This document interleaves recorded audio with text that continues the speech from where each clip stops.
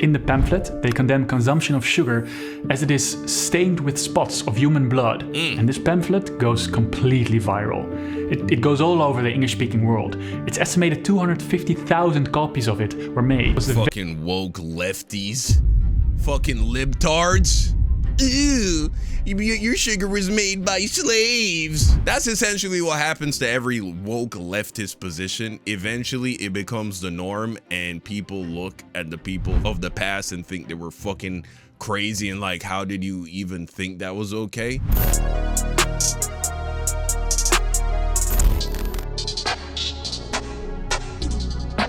How sugar enslaved the world. Video by The Present Past. Okay, let's talk about it, man. Sugar. Everybody loves sugar, right? This is sugar. In 1850, the average person in the world ate 1.8 kilo of sugar per year. Okay. In 2017, in the United States... How many pounds is that? 1.8 kilo? Can we get this shit in American, please? Oh my God. You're telling me people used to only eat 4 pounds of sugar? In an entire year. Bro, a pound of sugar, you know what a bag of sugar looks like, a little pound pack of sugar? Imagine only getting to go through 4 of those a year. And remember, you also, that's not just the sugar you're putting in your drinks, bro, or in your little recipes. We're talking about you got to subtract the sugar that's in soda, in alcohol, in food that you eat when you go to fast food establishments. Like, all that sugar, you have to subtract it from that 4 pounds of sugar. That's how much sugar people ate in a year. That's insane. A person consumed 1.8 kilo in about 11 days. Ooh! This is 3 times the top range of what the World Health Organization advises. Yeah, that's so more how like did it. this happen? That's more like it. Yeah.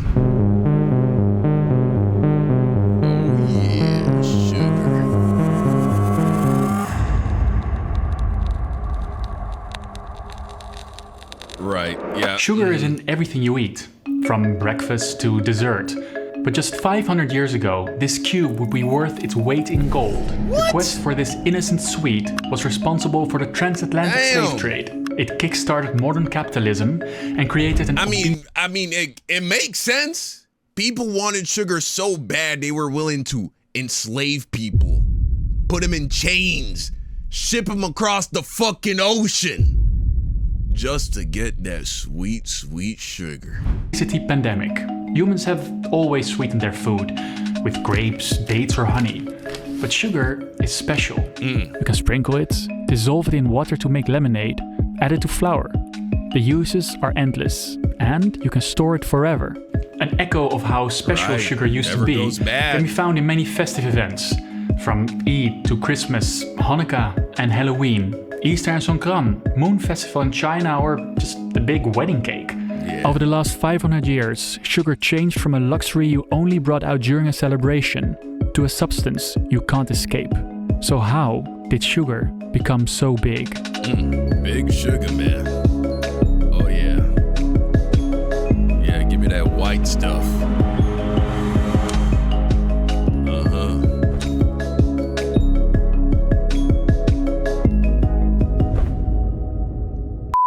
For the start of this story, we have to go to New Guinea. Here they domesticated this plant that was special. Sucking it lifted your spirits. It gave you energy. Hey, this plant was sugar. Hey, you. Sugarcane. From I New gotta Guinea, use that one on my wife. this invention spread over trade routes west to India and China. In India, they invented a process to take the juice of this plant and turn it into something solid. The word sugar comes from sakara, gritty particles. All right. Sugarcane then spreads further west into Persia. And when the Arabs take the Persian Empire over, they fall in love with this product. In every place they conquer, they introduce sugarcane, move on to the Crusaders, and when they arrive in the Holy Land, they in turn get introduced to the sweet stuff. And they are equally impressed. And they talk about this honey reed, how the locals suck in it for the beneficial juices. Hey, yo, bro, saying that, he's talking kind of wild with this one. I know. It's just sugarcane, okay? Never mind. Nah, you gotta suck on it for them beneficial juices. It gives them energy for long sieges, and it was used in medicine. In this period, people died of diarrhea all the time, and drinking sugared water helps to get at least some energy in. Wow. For us, sugar is everywhere. Bro, that's crazy how people were just dying from bullshit back in the day, bro. Like, how you dying from, like, loose stool? Imagine that, bro. Like, who doesn't get diarrhea once in a while, am I right? Who doesn't eat some shit they weren't supposed to eat every once in a while? And you know what I'm saying? You gotta... Everybody becomes a little religious on the toilet at that instance, right?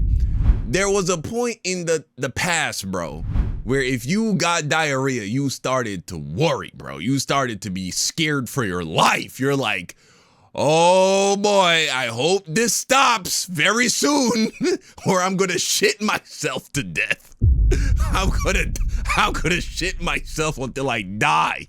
Oh my God. Have you ever had diarrhea that bad before? I've had it before that bad once, bro.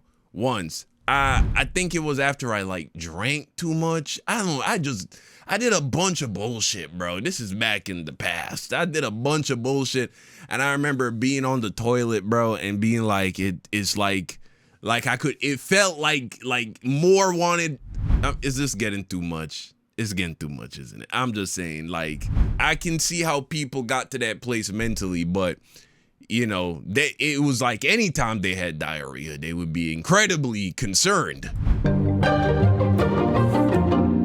Like, they knew people that died because they shit themselves to death. Okay, we're gonna move on now. Stop and imagine how it was for people tasting this for the very first time. This blissful substance, the sweetness of the taste, the energy you get from it. I mean, something like coffee is bitter. It's an acquired taste. But straight out of the womb, babies love sugared water. Oh yeah. They prefer it over normal water. So sugar now starts to catch on in Europe, but it is ridiculously expensive. In 1226, the King of England begs a trader going to Cairo if he could just provide 3 pounds of sugar, if so much could be got. Wow. 3 pounds of sugar? It's like a kilo and then some. If I buy it at the store, it's gonna cost me what? 4 euros? But sugar is about to get a lot less expensive. It's when the Crusaders get kicked out of the Holy Land that Cain starts a journey west. So far west, it would travel all the way to Ecuador. Oh. And it's also here that the history of sugar starts to split. Sugar was always produced by farmers, just as a nice extra. But now this starts to change. Just for sugar, one invention is made that will completely dominate transatlantic history for hundreds of years. Sugar a place mill. away from the markets, in the hands of foreign investors, designated to produce one cash crop, where forced labor is imported to cut the cane, the plantation. Oh, the plantation itself is the invention. Got it, right. Yeah, the first factory. This is essentially the first factory. This approach, it started in the Mediterranean and it was perfected in the Caribbean. And the Europeans, they are going to need their plantations because the Black Death and a Mongol invasion devastate Egyptian sugar production. Oh. So now Europeans have a big need to make their own sugar. Plantations start to appear in Cyprus and Crete. The Spanish and Portuguese introduce sugar plantations in their newly conquered territories in the Atlantic. Columbus takes the cane with him to the New World. The Iberian powers plant sugar as far as Ecuador, using indigenous and imported slave labor to keep the mills running. Now, other European powers see this and they want a piece of this pie. The Dutch, French and English steal some colonies and they make some of their own. But who should be working on these plantations? All these powers experiment with local forced labor and white contract laborers, but not enough of them want to sail around the world for an uncertain adventure. And those that do, they tend to die quickly. So they follow the example set by Spanish and Portuguese. Yeah, they needed somebody a little bit more sturdy. They needed a sturdier, hardier people to come cut that sugarcane. I wonder whose shoulder they tapped. And turn their eyes east over the ocean. They tap into existing slave networks in Africa. And soon, their extreme demands for ever more people overwhelm these markets, asking for more enslaved Africans than ever before, trafficking a total of 12.5 million people across the ocean to plantations. There were also plantations for other products, like cotton and tobacco. But of all the enslaved people, half to 2/3 were sent to sugar plantations. Yeah. And these plantations also have a much higher mortality rate. The thing is, to go from sugarcane to white sugar is extremely labor intensive and dangerous. It's not like potatoes. You just put some potato in the ground and then after some time you pull them up and it's basically ready to cook. Right. With cane, you need a lot of people to manually plant, harvest and cut it. Yeah. After the harvest, you have an issue with time. From the moment you cut it, you have a maximum of 2 days to get juice out of the cane before it spoils. And you use presses for this that have evolved over the millennia, from pressing it by hand to using rollers to the mortar and pestle mill. But the biggest innovation was the 3-roller mill, powered by animals, wind or water. The sugarcane would be fed between these rollers, from one side and back. It would happen that hands got stuck in the rollers. To save them from being completely crushed, machetes were always close by. The juice would then flow down the rollers and into a container. From there, this juice would be cooked until the liquid evaporated. If you've ever made caramel, you know how dangerous it is to boil sugar. If it gets on your hands, it just keeps on boiling. And these furnaces have been compared to the fires of hell. Now think about this, right? These fucking evil plantation owners, when they wanted to punish a slave and enslave the black person, sometimes they dunk you in there. Yeah, these people, Christians. And ever more plantations are built in the Caribbean, more people get trafficked there. And as sugar becomes cheaper and cheaper... They're the ones who gave you your religion, my fellow black ladies and gentlemen of the Caribbeans, Africa, and the Americas. Yeah, the same people who would dunk you in boiling hot, scalding hot, fucking acid sugar, essentially. Yeah, they the one that taught you about God and shit. That makes sense. Starts to change Europe. Kings in Europe and the Middle East, they used to have these big sugar statues at dinner parties, just to show how wealthy they were. But now, sugar loaves start to appear on paintings of a new middle class. As bigger groups of people have the opportunity to buy this luxury, it gives them the incentive to earn more money, increasing productivity and their income, getting more people interested in investment and innovation. And there are other effects.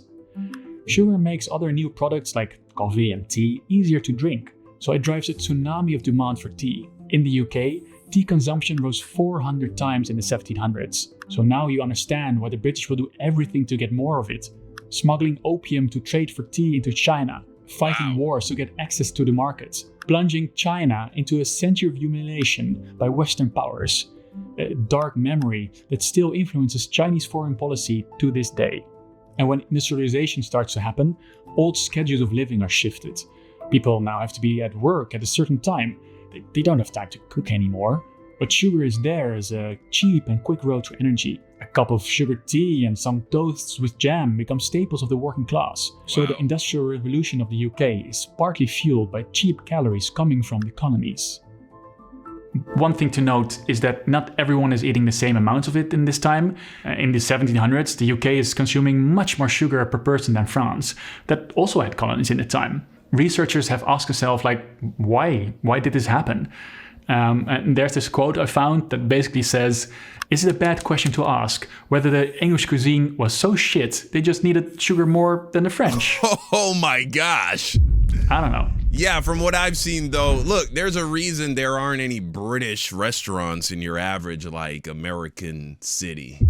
You know what I'm saying? You got Jamaican restaurants, Haitian restaurants, you got African restaurants, Indian restaurants, Chinese restaurants, Korean restaurants. You got restaurants from all over the world. I ain't never seen a British restaurant though. Yeah. From what I heard, the food's pretty shit. Now, with so much sugar around, slowly the idea starts to trickle down that this consumption of sweet has a bitter aftertaste. Quakers start protesting the situation of the enslaved. They write this pamphlet, Plea for the Poor. In the pamphlet, they condemn consumption of sugar as it is stained with spots of human blood. And this pamphlet goes completely viral. It goes all over the English-speaking world. It's estimated 250,000 copies of it were made. And nowadays brands get boycotted all the time. But this was the fucking woke lefties. Fucking libtards. Ew, your sugar was made by slaves. Fucking woke leftards. That's what the people were saying at that point in time. You know what I'm saying? That's essentially what happens to every woke leftist position. Eventually, it becomes the norm, and people look at the people of the past and think they were fucking crazy and like, how did you even think that was okay? But once upon a time, what you think is normal used to be the woke leftist, crazy liberal position. Very first consumer boycott in history. The core idea of these actions hasn't really changed. If we purchase the commodity, we participate in the crime, is what they say. And it totally worked. People just couldn't get this cannibalistic idea out of their head that they might be consuming human flesh when dropping some sugar in their tea. So they start something that's also of our time: ethical consumption. They have these sugar pots to signal to their friends they're using slave-free sugar. And of course, as always, there's a counter-movement. Take this milk can, celebrating the slave ship the Brooks. It talks about how they want success for the rope makers. The rope makers? Huh? What do the rope makers have to do with slavery? Well, this is something that people not always realize. It is not just a few sugar barons making the profits of sugar. There's a whole industry making ropes, sails, guns, anchors, planks, saws, hose, employing tens of thousands of people. Yeah. The people in these trades, they don't want the slave trade to stop. But and you see, when people say slavery didn't build the entire Western civilization, this is the shit they don't take into account.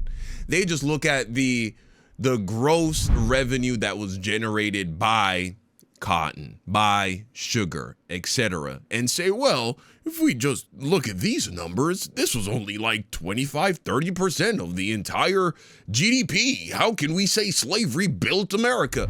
Yeah, well, all of these other industries, they only existed because of the slave industry, the slave trade. They were all interconnected and thrived upon one another. Reality is, the UK would never have invested in American colonies if slaves didn't come here and get this shit popping in the first place.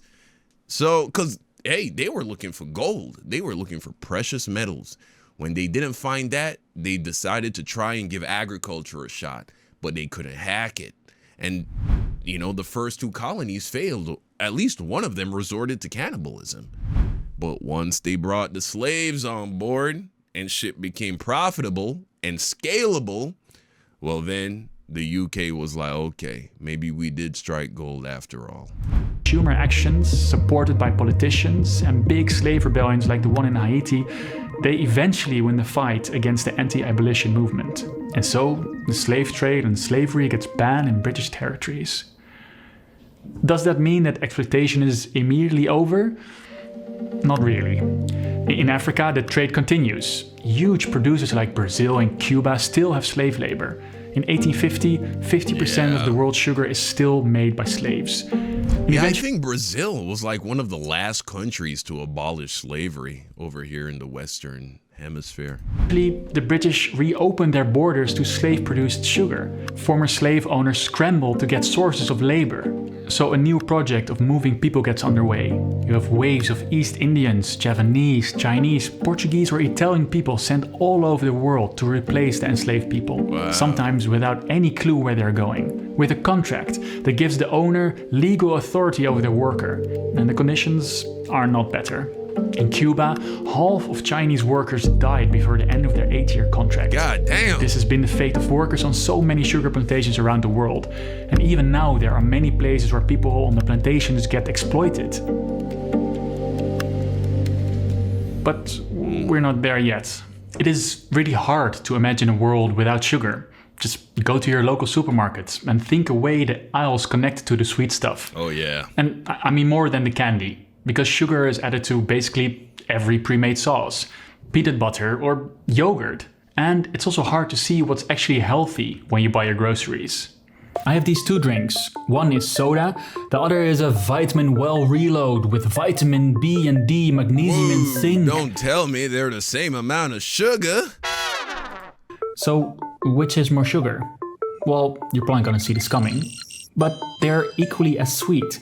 Wow. Now, this is not a fair comparison, I know, because this is about a third as much as the soda bottle.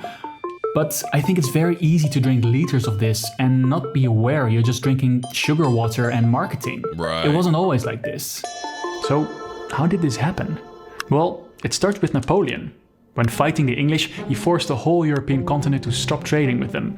This meant no cane sugar for anyone. So all over Europe, people are scrambling to make sugar from all sorts of things. Really? They try apples, grapes, potatoes, and even mushrooms.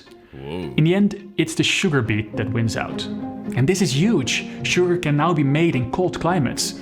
Beet sugar appears in almost all European countries. With these two options, you can now make sugar basically everywhere. There's just one problem with beet sugar.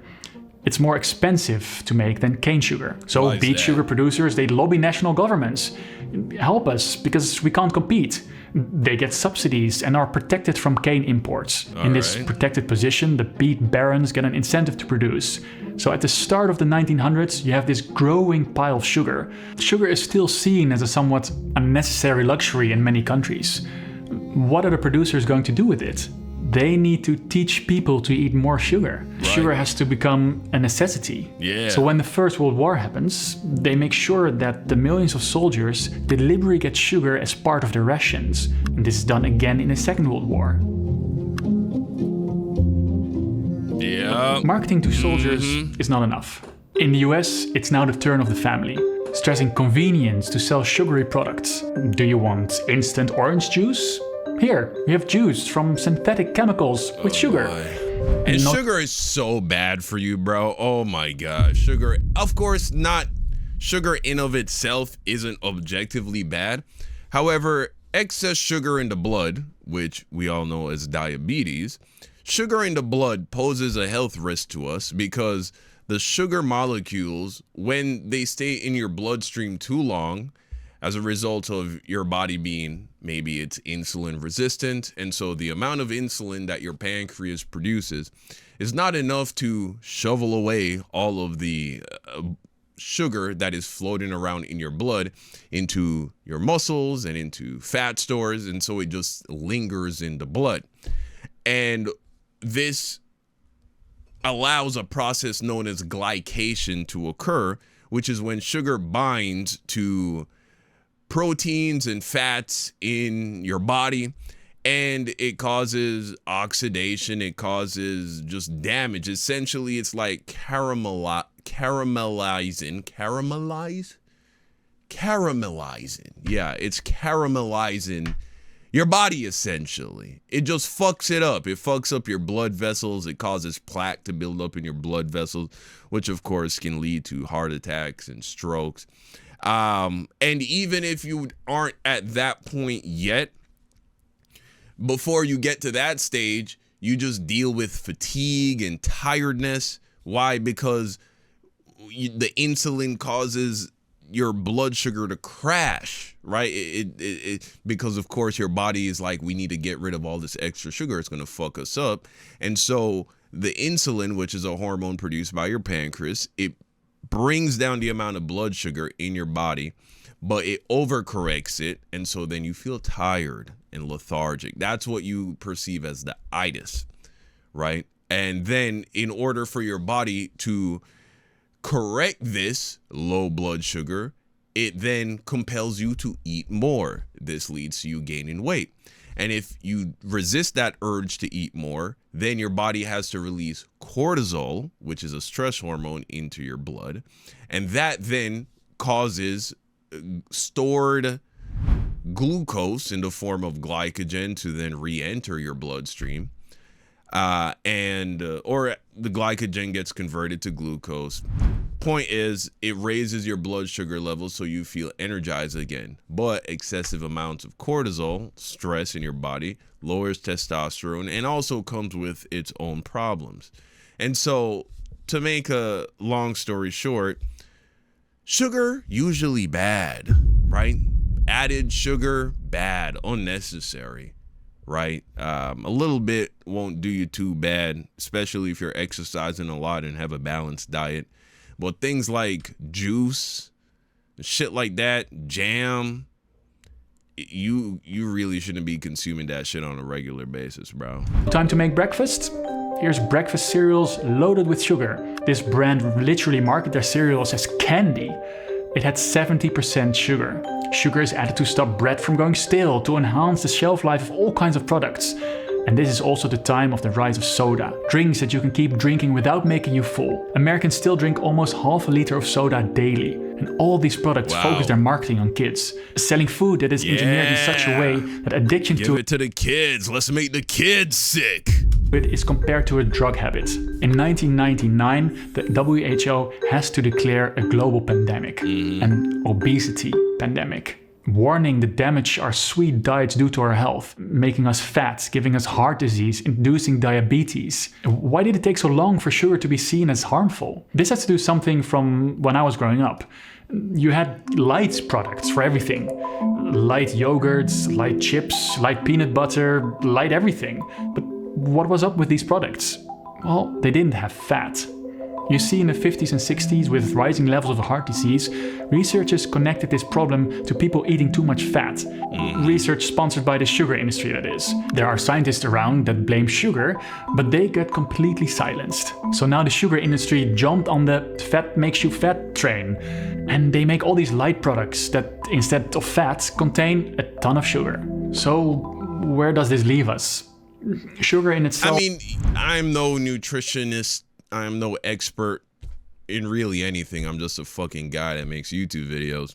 However, you should know that the experts, when it comes to heart health, the current scientific data does tell us without a shadow of a doubt that saturated fat is strongly connected to increased risk of heart disease. The more saturated fat you eat, the higher your cholesterol. The higher your cholesterol, the more likely you will be to develop heart disease. And heart disease is the leading killer of humans. Period. So, yeah. Can't throw the baby out with the bathwater. Fat, just like sugar, in of itself is not bad. Your body knows how to deal with both. It's just about having them in the right forms and in the right quantities. That's really what it all comes down to. Is not bad. It's just the same as everything. In moderation, you can have a perfectly good diet without anything happening to you. The problem is, it's almost impossible to moderately consume sugar unless you completely cut out every pre-made food from your diet. What's crazy to me is how sugar was always an unnecessary luxury, and how we went from sugar statues to sweetened tea, pastry, lemonades, to soda, sugar tomato sauce. That's crazy though, that used to be a flex to have sugar. And Big Macs that actually contain sugar. Why? All for this one commodity. Sugar has become a necessity that we, but also these big food companies, are addicted to. And it is with sugar that we see how our global capitalist system is made. Making sure that you have one product that is getting made cheaper and cheaper, with factories not in your own country, but somewhere far away. Products made in another country, shipped all over the world to you for a cheap price. I wanted to show you two maps that show our global system, and also that we don't live in a post-colonial world. Right. These are beet and cane sugar producers. It's almost a photo negative. The beet producers are generally situated in the global north, the cane producers in the global south. This is not an open market. Remember how beet was more expensive to produce? That hasn't changed. But the European Union kept on subsidizing the powerful beet sugar industries. These industries then dumped this artificially cheap sugar in markets that had cane sugar, but couldn't compete. And it's just a few years ago that this practice was stopped after an international lawsuit. So much for a free global economy. Yeah. The thing with global... Yeah, this idea that we are operating under a free market is a fantasy. It is an absolute fantasy. Corporations, huge corporations, are able to lobby governments and get them to pass laws and policies that benefit them, right? Companies form monopolies and then make it impossible for anyone to compete with them, allowing them to charge you the highest possible price that people will pay for things, right? Prices that are higher than they would be if there was actual competition. So there is no capitalism. Capitalism is a myth. It's a fucking scam, bro. It's not even real. The capitalism that you get sold on by Republicans and people who talk about capitalism, like, they are not helping to keep a truly free market in place. There is nothing free about our market. And so, yeah, you know, they're just scamming you. It's bullshit. Capitalism is how, on the one hand, it's lifting millions out of poverty, spurring innovation, getting people to collaborate. But these cheaper products, these cheaper prices, they always come at the cost of other unseen people, at the cost of the environment. Costs you can't really see. So that's how sugar enslaved the world, right? We can thank that sweet, sweet, good white stuff. I mean, we can't blame sugar alone, but it played a huge role in motivating white Europeans to enslave black people and force them to work without pay and without labor. But on top of that, we're all still enslaved, a lot of us still enslaved, in the form of sugar addiction, an addiction that is quite literally killing us all. And maybe that's just karma. But you let me know what you think in the comment section down below. Thank you for watching, and until next time, peace out.